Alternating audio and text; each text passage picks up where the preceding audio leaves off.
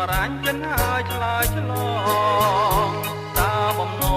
ងមានបងអូនគិតយ៉ាងណាបើស្រឡាញ់សូមឆ្លើយកៅបងអើយរៀបចំចម្លើយស្នេហាតើអាណិតឬអត់មេត្តាសូមជីវ៉ាមេត្តាគុំលាក់ដំនឹងចាំតែស្រី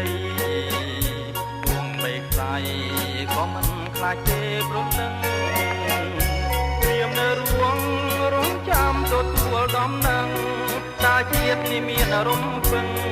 មានគ្នាឬអនាថាបើស្រឡាញ់មេត្តាប្រដីវងបាក់ស្អីសេកសត្វឬសារីកា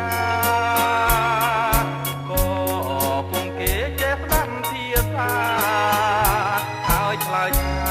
ស្នេហារូបខ្ញុំ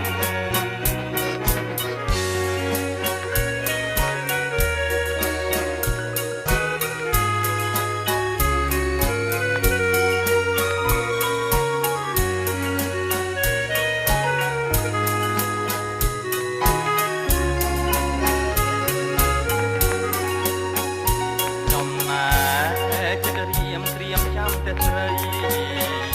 វងបេកស្អីក៏មិនខ្លាចទេព្រលឹងត្រៀមនៅរងចាំទទួលដំណឹងតើជាតិនេះមានអរំពឹង